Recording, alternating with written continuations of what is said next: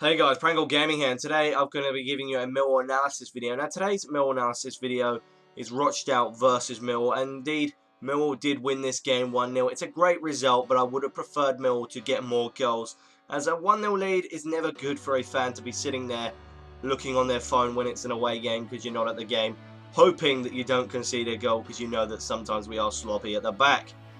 But anyway, we've got that out of the way. What actually happened in this game? Well, the first chance was actually a Rochdale chance, and it was a great chance as Bunny was dribbling away from Joe Martin. He then gave the ball to Allen, who instantly on his first touch played the ball through to Camps. Now Camps was then able to have a shot, but as he had the shot and it was about to go in, Marlon Romeo cleared the ball off the line. I've got to say that's absolutely fantastic.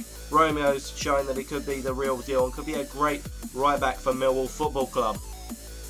Now a chance came begging for Millwall as Jed Wallace dribbles the ball up the pitch, and he actually run it from our half to practically near the area of theirs. He then played the ball to Steve Morrison, who moved brilliantly with the ball and was able to withstand the pressure of their player McNulty.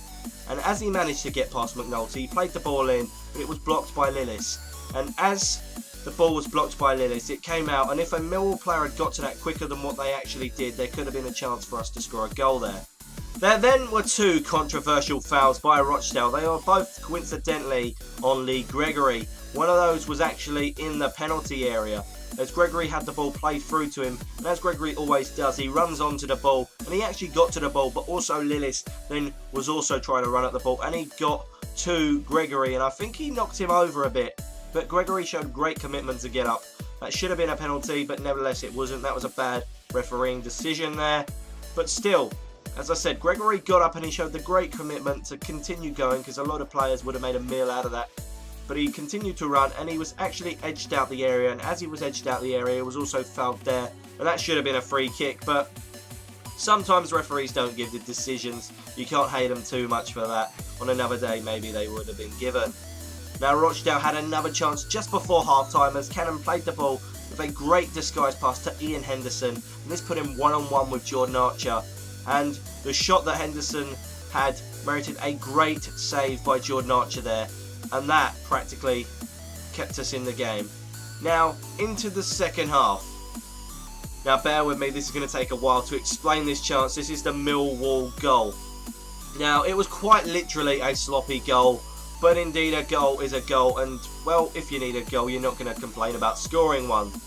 It actually starts by Jordan Archer playing the ball up the pitch, and this finds its way to Morrison's head. Now Morrison flicks it on to Lee Gregory, who controls it down very well and then gives it to Upson, and this is where the chance almost broke down, as Upson's pass was actually really bad, but it in fact meant that Gregory had to knock the ball off of a Rochdale defender, and that same defender that the ball was knocked off was then played back to his own defensive teammate. And his own defensive teammate then smashed the ball at Upson, and he was completely taken off his feet, but Upson was fine. And this meant it was then a running race between Gregory and Cannon, which Gregory actually won. And that meant that when Gregory had his shot, it was blocked by Lillis after the ball had been taken off his feet and he'd won it.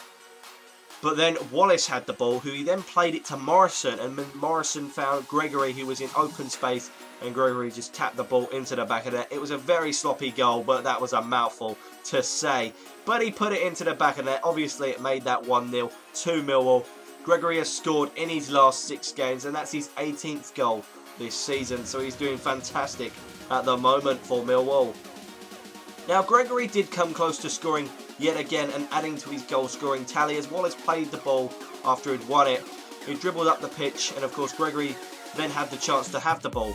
Obviously, defenders doing their job, they cleared it up the pitch, and then that meant that Williams had the ball. Now, a lot of people don't like Williams, but I think he's a fantastic midfielder, and he did another one of his over-the-top specials, which meant that Gregory could get on the end of it, and Gregory did. He controlled it very well, and then also was so close to going into the back of the net, but it just edged wide. That's so frustrating. Gregory should have scored there. And Williams with another fantastic ball like he usually does. Now for the key players for both sides. Now for Rochdale, this is a hard one for me to actually think about, but I'm going to actually go with Ian Henderson.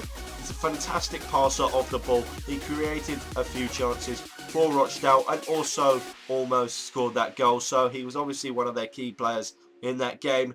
Now for Millwall, this is one of those that I think does deserve it, but there was also a few players that could have got it. I'm giving it to Lee Gregory, only for the fact it would be criminal not to say Gregory's name, as he did score the goal and he could have scored more, and he has got his 18th goal of the season. I set him a target of 15 goals and he has passed that with flying colours. Another player that could and should have maybe got the key player in this game was Marlon Romeo. He's played outstanding again. He's proving that he is going to be the real deal. He's a fantastic right back. He really should be good for the future of Millwall Football Club. Now, Millwall's next game is actually tonight against the dreaded Scunthorpe. I really don't like Millwall playing Scunthorpe, and there's a lot of reasons behind that. But I'll be going to the game. Hopefully it'll be a great game, and it will be surely if Gregory scores. So anyway, guys, I hope you have enjoyed this Millwall analysis video. Like, comment, subscribe, and of course stay tuned for more Millwall analysis videos. Goodbye.